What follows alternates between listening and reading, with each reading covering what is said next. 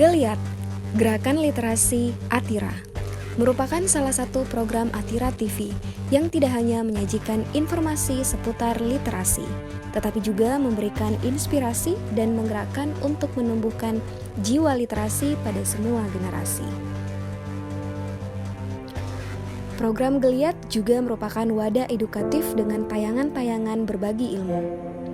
Seperti pada program kita kali ini, kelas KSN, kelas kompetisi sains nasional, yang menyajikan pembahasan soal-soal dan trik khusus dalam menyelesaikan soal olimpiade.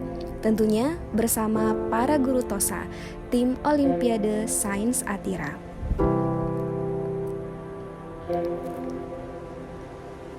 Pada episode kali ini, Geliat akan membahas soal di bidang studi biologi kepada adik-adik yang sedang duduk di bangku SMP dan sahabat Atira TV lainnya dimanapun berada. Tentunya kita akan diajar oleh guru hebat dan luar biasa yang akrab dipanggil Kak Anca. Assalamualaikum warahmatullahi wabarakatuh. Selamat datang adik-adik di kelas KSN Atira TV. Atira TV mencerahkan, menggerakkan.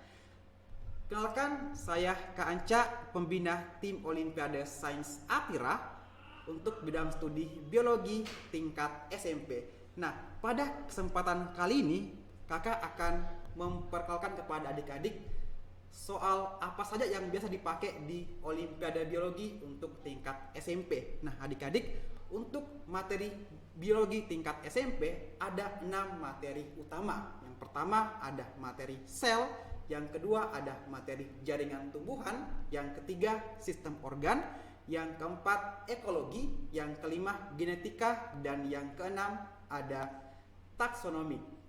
Nah, kali ini Kanca akan memperkenalkan masing-masing satu contoh soal untuk keenam materi itu. Oke, langsung saja kita mulai dari nomor 1. Oke, perhatikan gambar sel tumbuhan di bawah ini. Jika Dylan menemukan senyawa X yang dapat merusak bagian R, apa yang akan terjadi pada sel tersebut? Nah, adik-adik, kali ini di soal nomor 1 ini kita diminta untuk mencari efek yang tepat apabila bagian R pada sel tumbuhan itu dihilangkan.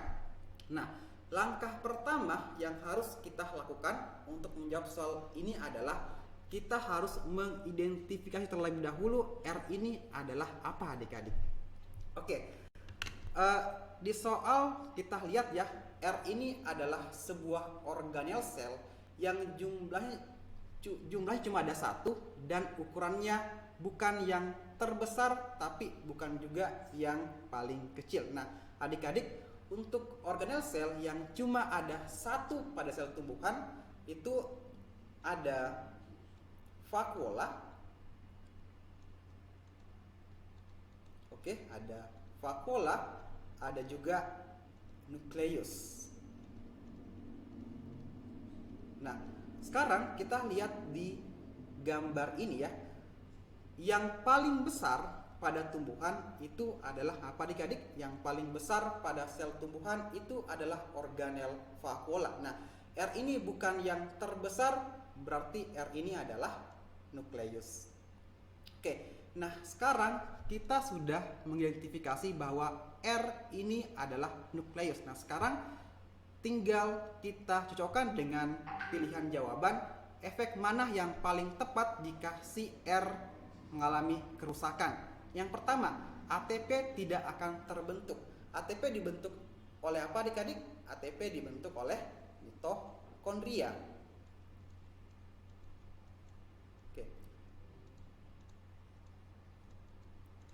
Ribosom tidak akan terbentuk. Ribosom dibentuk oleh apa, adik-adik? Ribosom dibentuk oleh nukleolus. Sel akan mengalami plasmolisis. Plasmolisis ini adalah kondisi di mana sel mengalami pengerutan akibat vakuola sel mengecil. Jadi yang C ini diakibatkan oleh vakuola. Kebalikan dari plasmolisis adalah turgid yang diakibatkan juga oleh vakuola. Nah, di antara mitokondria, nukleolus dan juga vakuola, yang mana yang berhubungan dengan nukleus? Jawabannya tentu saja nukleolus. Nukleus adalah inti sel, sedangkan nukleolus adalah inti dari inti sel. Nomor 1 jawabannya adalah bravo. Oke adik-adik, sekarang kita akan melanjutkan ke soal yang kedua. Nah, soal yang kedua ini merupakan contoh soal dari materi jaringan tumbuhan. Nah, sekarang kita lihat soalnya. Oke.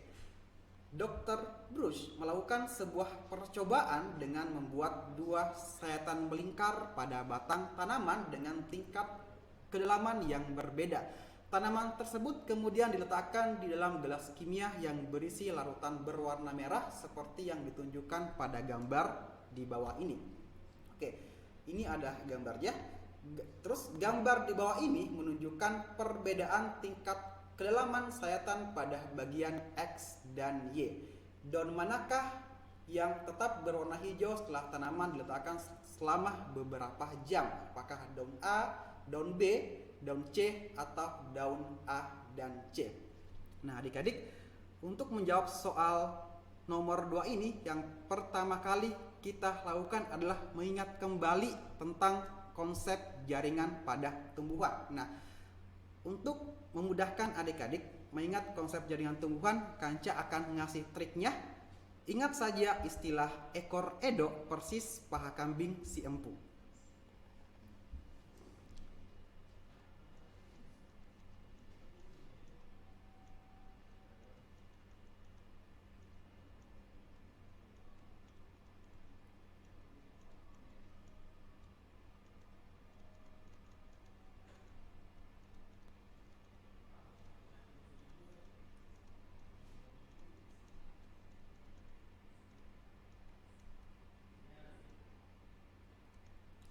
Oke, ini merupakan singkatan dari epidermis,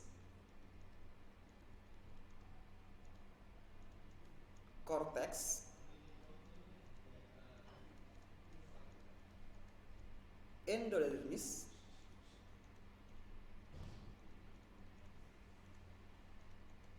perisikal,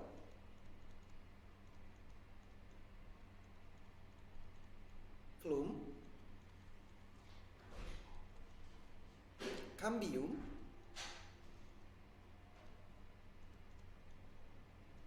xilem, dan juga empulur. Nah, khusus pada batang, bagian edo dan persisnya kita abaikan saja. Oke, jadi untuk batang kita cukup mengingat epidermis, korteks, flum, cambium, xilem, dan empulur. Nah, di sini kita bisa membandingkan antara bagian Y dan juga bagian X. Di sini ada kata portion that was removed yang berwarna gelap dan portion that was left uncut yang berwarna putih. Sekarang kita mengidentifikasi perbedaan apa saja pada daerah Y dan juga X. Nah adik-adik, di bagian Y yang dihilangkan itu adalah epidermis, korteks, dan juga flum. Yang tersisa tinggal cambium,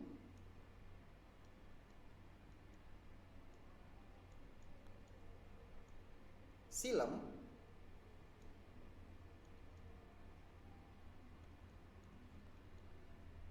dan juga empulur.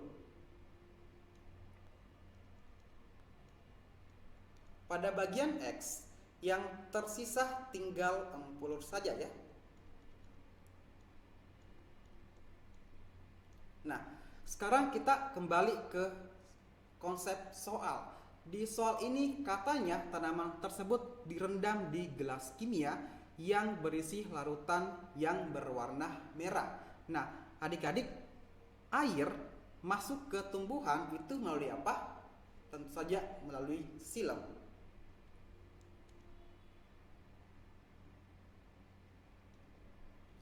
Jadi kita fokus ke satu jaringan saja ya. Kita fokus ke xilem saja. Jadi perbedaan antara X dan Y di bagian Y masih ada silem, sedangkan di bagian X sudah tidak ada silem. Oke, nah sekarang adik-adik, ketika tanaman ini direndam di air yang berwarna merah, maka zat merahnya akan naik sampai bagian Y dan sampai di bagian X. Jadi daun yang berwarna merah adalah daun yang berada pada bagian di bawah region X, daun B dan juga daun C. Nah, karena di soal yang ditanyakan adalah daun mana yang tetap berwarna hijau, maka jawabannya adalah daun A.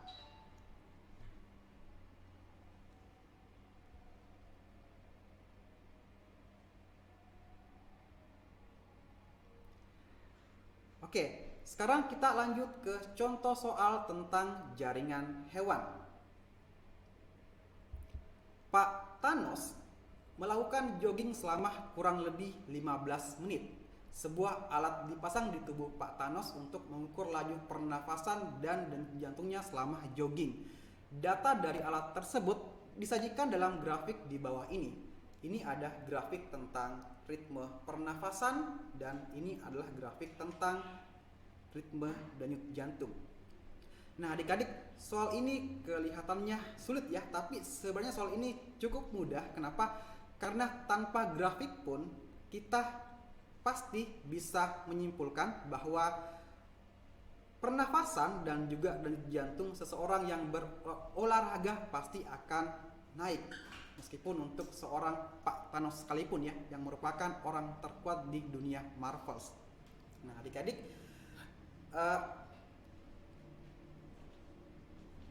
oke, sekarang kita ke konsep ATP. Ketika seseorang berolahraga, otot akan mengubah oksigen menjadi ATP. Nah, dari sini kita sudah bisa mencoret salah satu pilihan, yaitu pilihan delta, karena tubuh pasti kekurangan oksigen.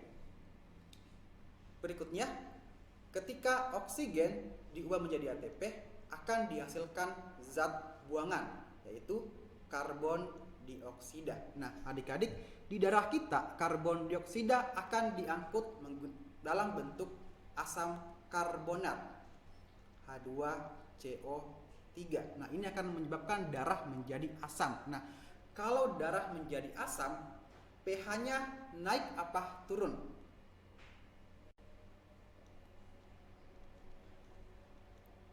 Jawabannya pH-nya turun ya. Jadi pilihan A juga bisa kita coret.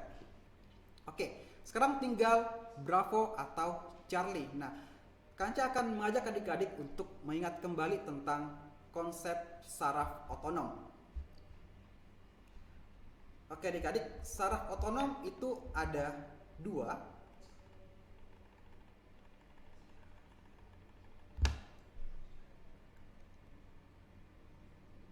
Sorry.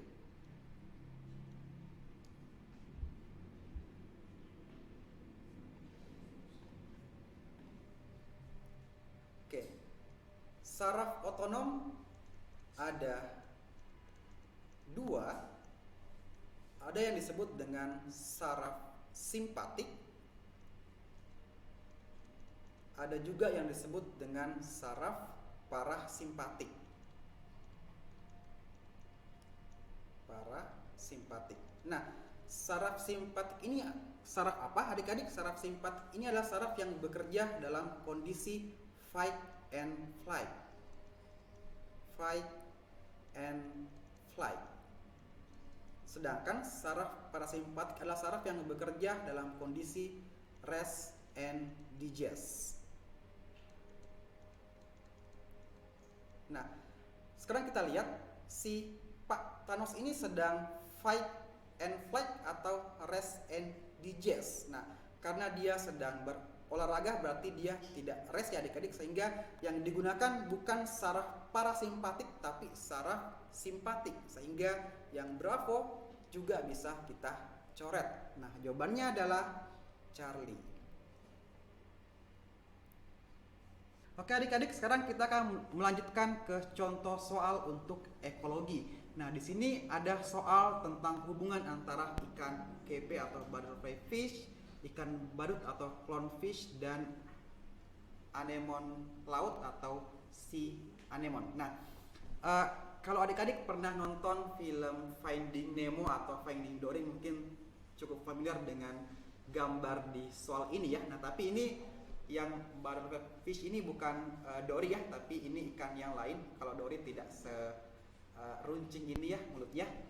Nah, di sini kita disajikan dua buah grafik tentang hubungan antara sea anemon dengan clownfish dan juga hubungan antara clownfish dan butterfly fish. Nah, berdasarkan grafik di atas, interaksi antara ketiga organisme tersebut adalah apa? Apakah A. anemon laut atau sea anemon dan ikan badut memiliki hubungan simbiosis mutualisme, dan ikan badut dan ikan kepe memiliki hubungan predasi, atau B. apakah anemon laut dan ikan badut memiliki simbiosis komensalisme dan ikan badut dengan ikan kepe memiliki hubungan predasi, atau C. antara anemon laut dengan ikan badut memiliki hubungan predasi dan ikan badut dengan ikan kepe memiliki hubungan mutualisme, atau D. anemon laut dengan ikan badut memiliki hubungan predasi dan ikan badut dengan ikan kepe memiliki hubungan komensalisme. Nah, adik-adik,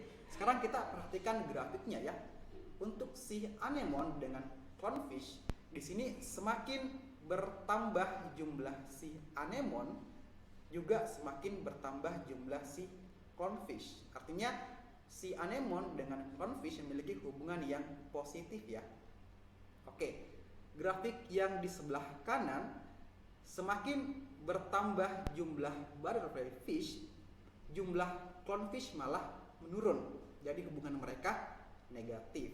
Nah, sekarang kita lihat anemon laut dengan ikan badut simbiosis mutualisme ini positif apa negatif adik-adik? Jawabannya positif ya. Kalau predasi negatif.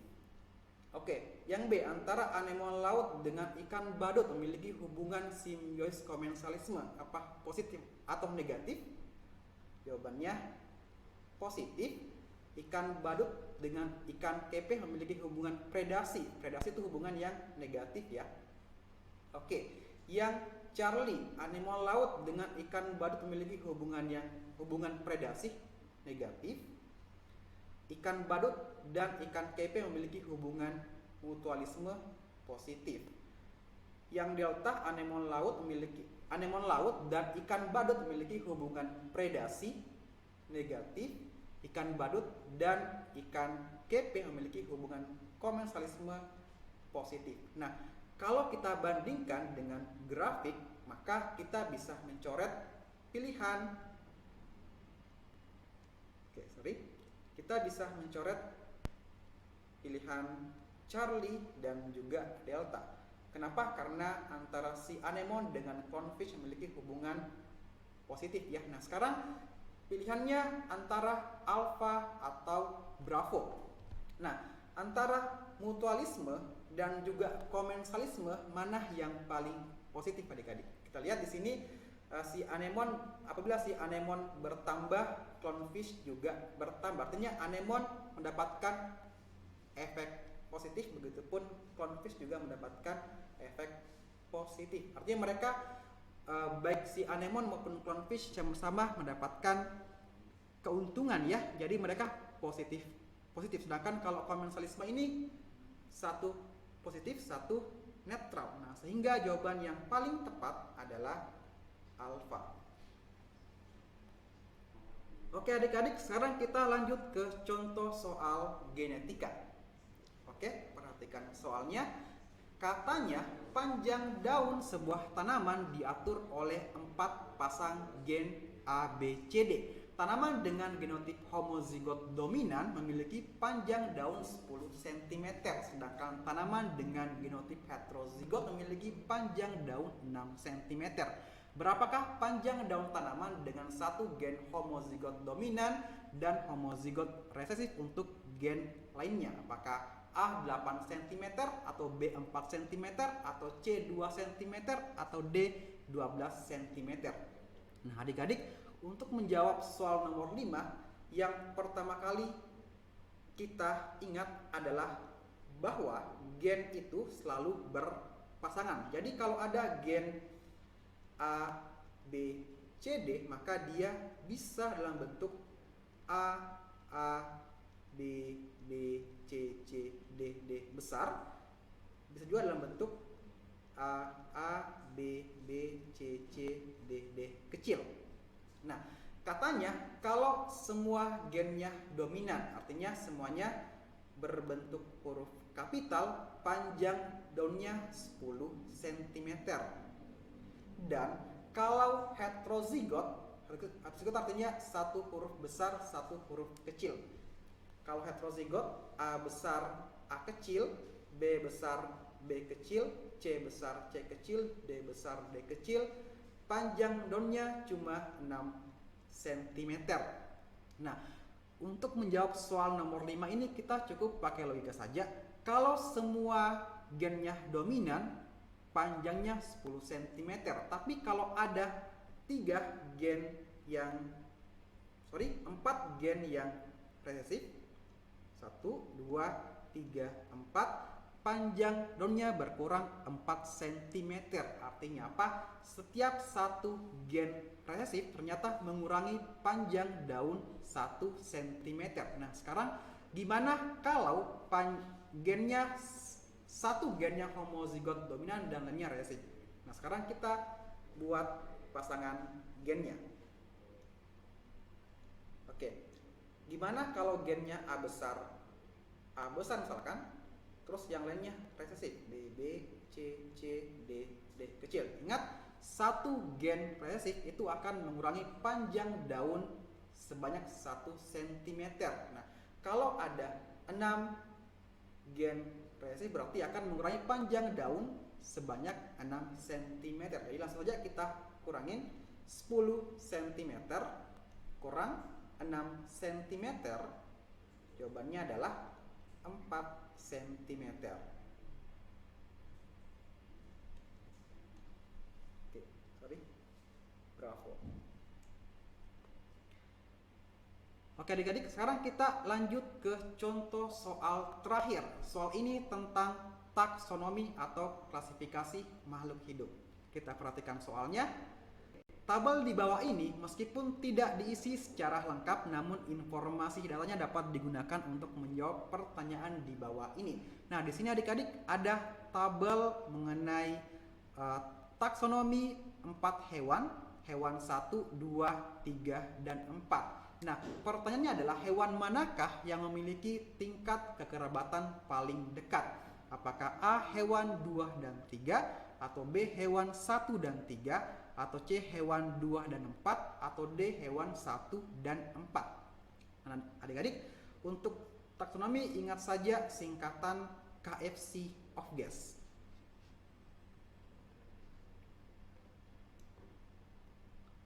Oke, KFC of gas. Ini merupakan singkatan dari kingdom, phylum, kelas, ordo, family, genus, dan spesies. Makin ke kanan tingkat kesamaannya, maka makin dekat kekerabatannya. Makin ke kanan tingkat kesamaannya, makin dekat kekerabatannya. Kalau di tabel ini dia langsung ke bawah ya. Jadi makin ke bawah tingkat kesamaannya, makin dekat hubungan kekerabatannya.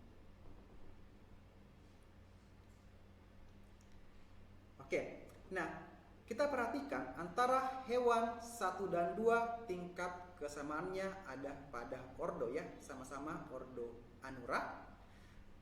Hewan 1 dan 3 tingkat kesamaannya ada pada famili, sama-sama famili Ranidae.